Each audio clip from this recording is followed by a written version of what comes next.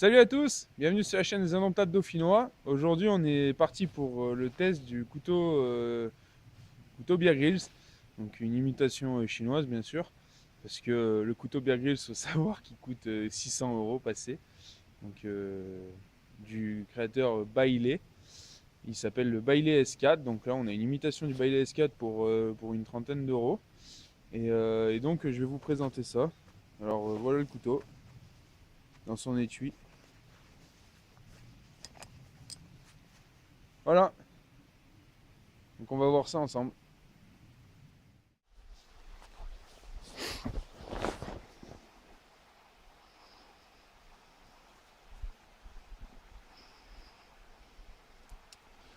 Donc voici le couteau dans son étui. Alors étui en cuir, estampillé, je sais pas si on le verra là-haut, Bear Grylls. Bon, donc c'est un fake, hein. Donc là normalement c'est une poche pour ranger par exemple une pierre à aiguiser, une petite pierre à aiguiser. Ici sur le retour là, c'est fait normalement pour mettre un fire steel. Mais enfin bon, moi les tiges de fire steel elles rentrent pas dedans, il faudrait vraiment quelque chose de très fin. Donc l'étui seul pèse une centaine de grammes. Euh, c'est fait pour un port horizontal normalement, grâce à ces passants-là qu'on accroche le long de la ceinture, comme ça, là.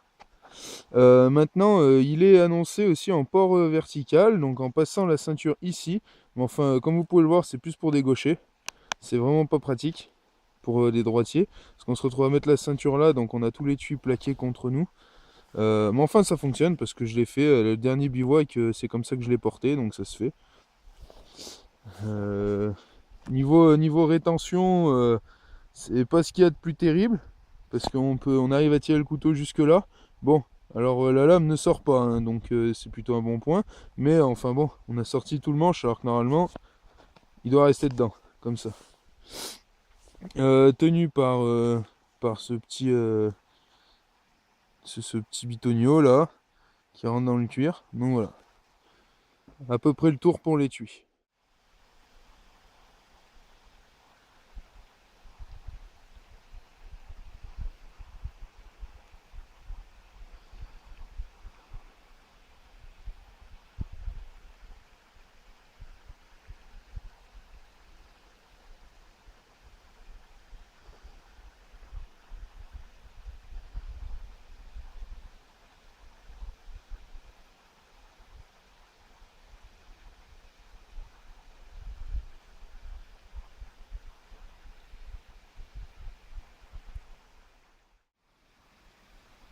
Donc on est sur un couteau qui pèse environ 225 grammes, donc 330 grammes avec l'étui.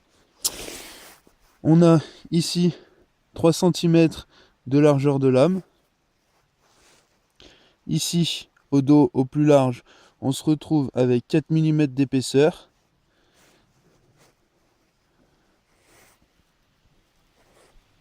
« 11 cm de manche, du bout là à la garde.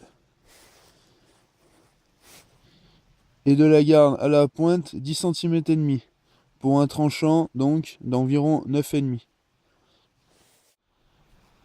Donc on retrouve une fausse signature de Bear et Bear Grylls marquée sur le côté gauche de la lame.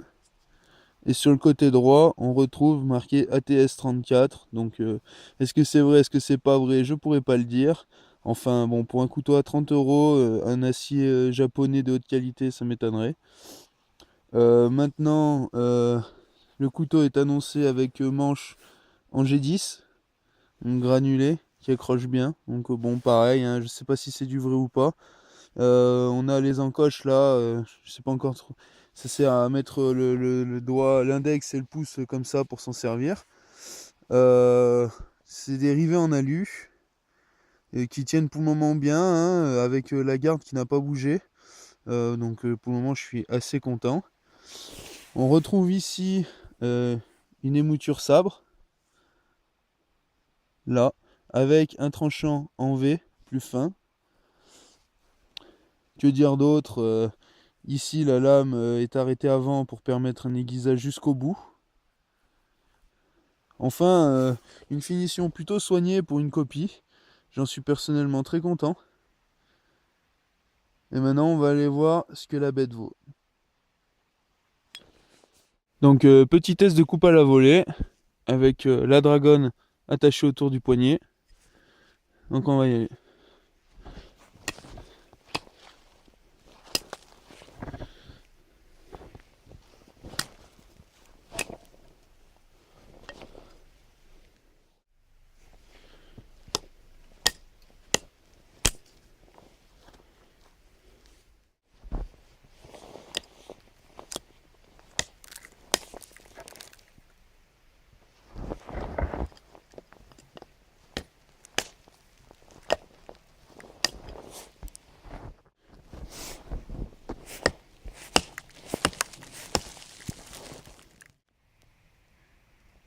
Aucun souci pour cette tâche. Le couteau faisant quand même 220 grammes, il y a assez d'inertie en bout de manche. En plus, donc à la fin du manche, on a le petit retour que vous voyez là, et qui sert vraiment pas mal. Du coup, on peut bien prendre une prise à 3 doigts. C'est vraiment pas mal. Maintenant, on va faire la même chose sur des branches beaucoup plus conséquentes pour de la coupe à la volée à plat.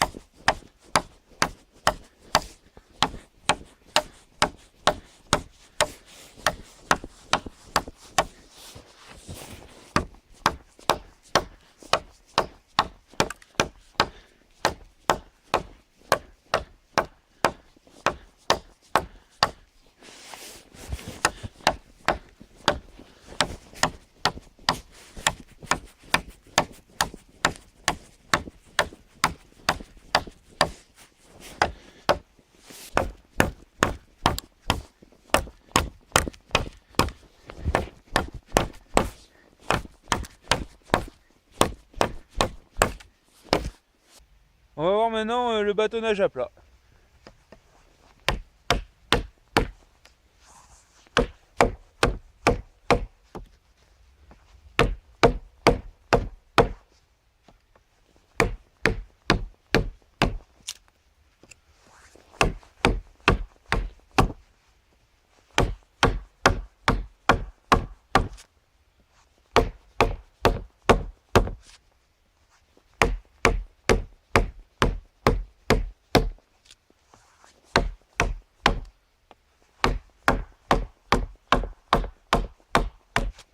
Donc, comme vous pouvez le voir, hein, je décroche vraiment de jolis copeaux.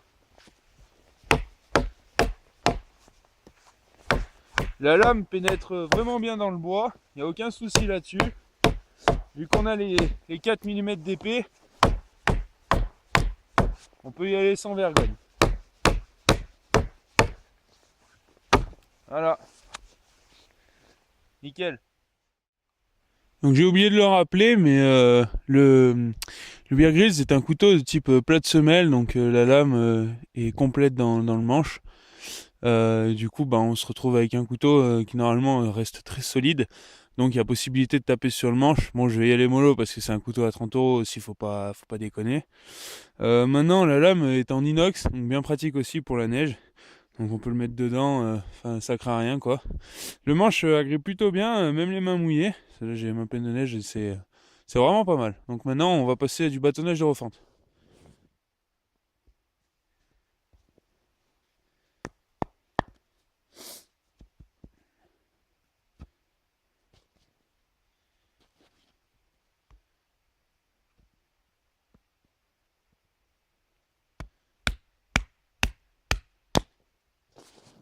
Bon voilà, j'ai coupé à travers le nœud là. Et aucun souci, j'ai refendu direct.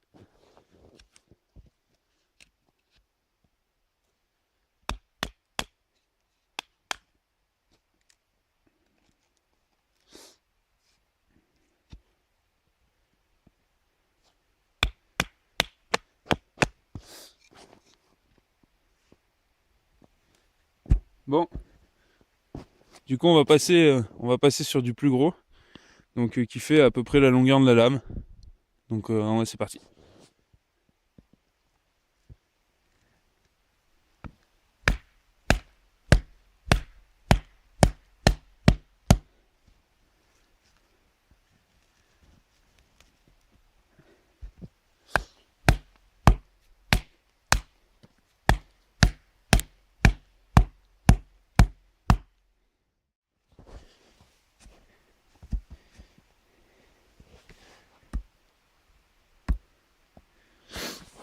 Mais bon, comme d'hab, c'est le manche le bout de bois pour taper qui casse. Donc je vais aller chercher un plus gros bout de bois.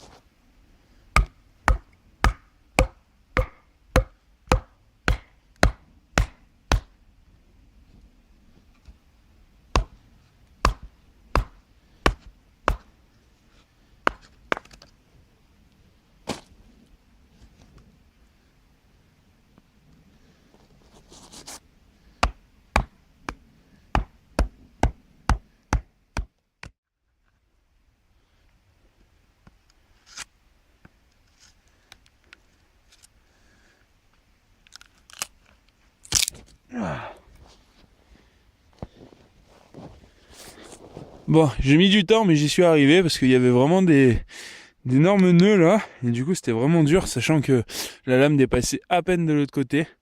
Mais voilà, on peut y arriver. Donc maintenant, ça devrait être un peu plus simple.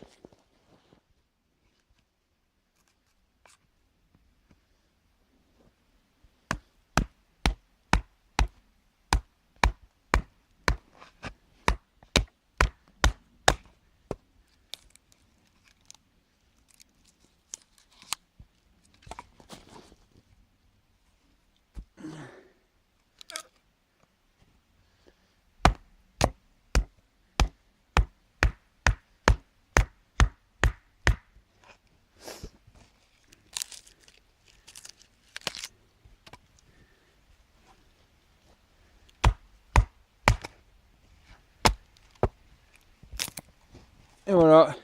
Et ici, même avec un énorme nœud, ça a été super facile. Au final, moi qui disais aller doucement sur le manche, bah, j'y suis allé comme un bourrin. Et, ben, ça n'a pas bougé, donc je suis très très content. Bon, c'est vrai que la lame est un peu courte, hein. En théorie, il faudrait pas attaquer des morceaux comme ça sert à rien. Mais voilà, c'était pour montrer la, les moutures en sabre, c'est vachement pratique pour refendre le bois. Et même si on a un petit couteau, on peut faire pas mal de bois avec. Comme on peut le voir ici, la lame n'a subi aucun chip après ce bâtonnage intensif. Et c'est vraiment propre, aucun souci.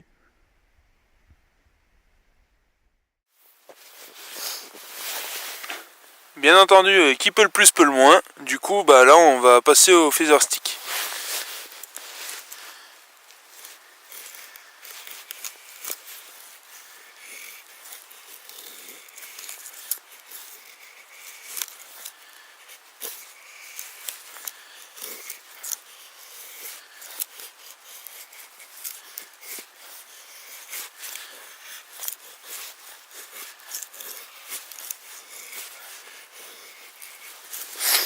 Donc c'est assez étonnant d'avoir une si bonne coupe. Enfin franchement là c'est vraiment du gâteau.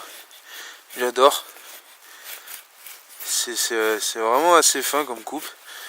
Mais on a vraiment des jolis frisottis.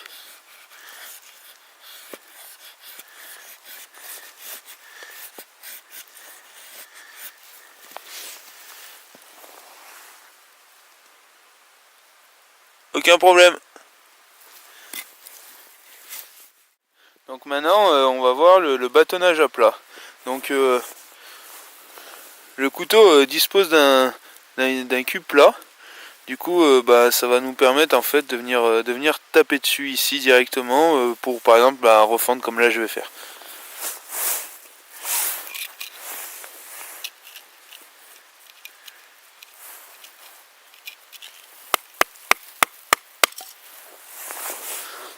Ah, aucun souci là-dessus.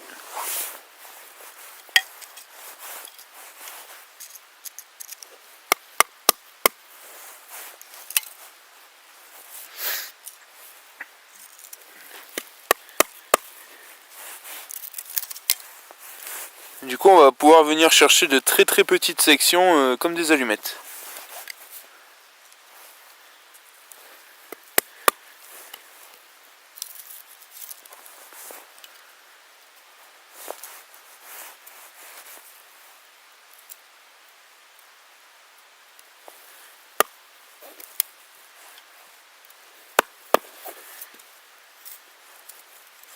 On arrive vraiment sur des trucs, des vraiment toutes petites allumettes.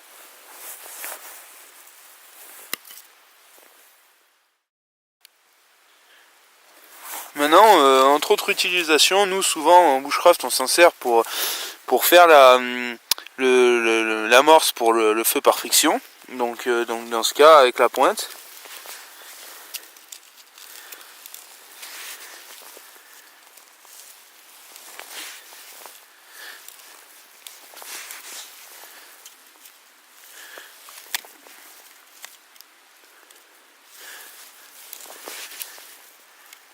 Donc là, ça souffre aucune difficulté. Ah. Je suis même allé un petit peu trop loin. Donc voilà, non, pour dire que la pointe n'a aucun souci à faire le fameux trou. Donc je sais pas si on voit bien là, mais en tout cas, une chose est sûre, on va assez rapidement avoir le trou pour l'amorce. Ou alors pour diverses autres choses. En tout cas, la pointe pourra vous servir pour ces choses-là. Donc comme on va le voir maintenant, pour écorcer c'est pareil, il n'y a aucun souci. Donc vous pouvez soit écorcer normal, c'est-à-dire comme ça.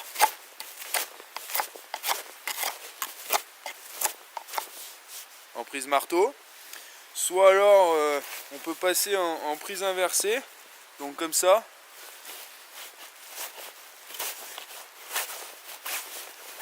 Donc là dans ce cas on va pouvoir tailler le bois sans trop de problème. On va pouvoir faire des coupes vraiment puissantes et profondes.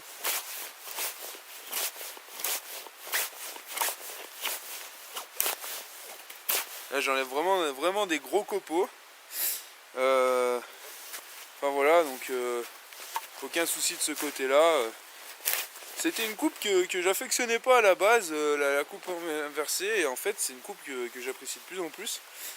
Parce qu'on peut vraiment faire du tout petit. Vraiment à faire des copeaux ultra fins. Ou alors au contraire on peut faire des très grosses découpes sans problème non plus. Donc vous pouvez encore passer donc à la coupe en force avec le genou. Donc vu que le couteau il fait 4 mm d'épée, c'est pas mal, ça fait pas trop mal du coup au genou quand ça appuie dessus quoi. Donc vous placez le couteau comme ça, et là vous tirez le bois, à vous. Donc là vous allez pouvoir faire vraiment des coupes tout en puissance, assez impressionnantes.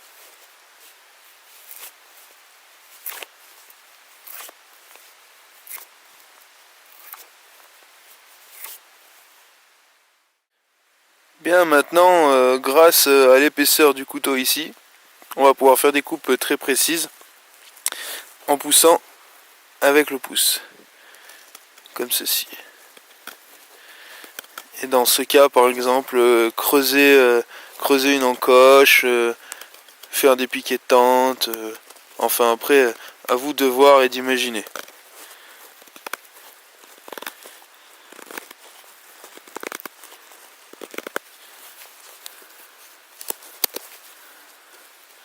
Voilà.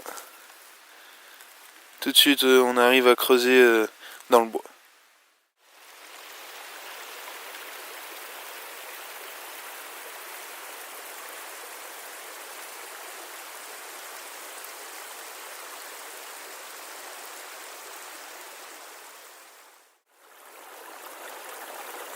Donc comme d'habitude, on va faire le test avec les mains dans l'eau. Alors l'eau aujourd'hui est très froide, mais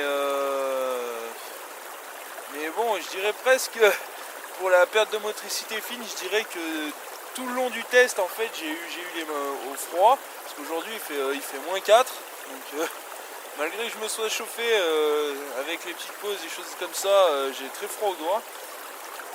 Donc on va dire que tout le test était basé sur la motricité fine. Maintenant je vais pousser le vis en mettant les mains dans l'eau, donc comme ça le couteau sera mouillé et on verra. Et moi j'aurai les mains glacées, donc ça fera vraiment le double, quoi.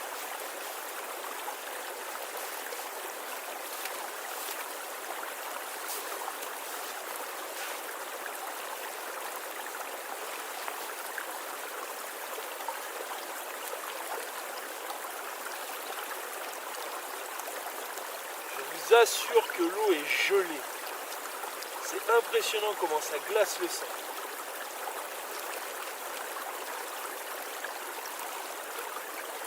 Là, je sens plus mes doigts, là. Je sens plus mes mains. Ah. Maintenant, on va mettre le couteau dans l'eau. Voilà.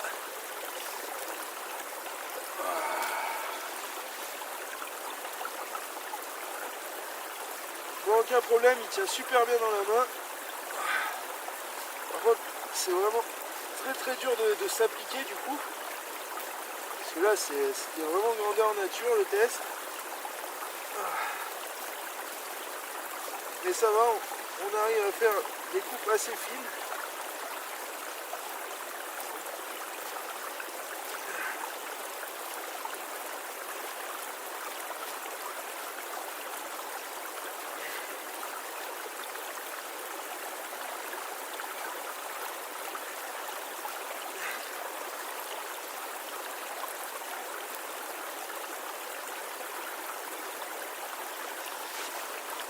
Voilà, donc on y arrive, mais c'est vraiment très dur. Allez, je vais vite me réchauffer les mains, moi.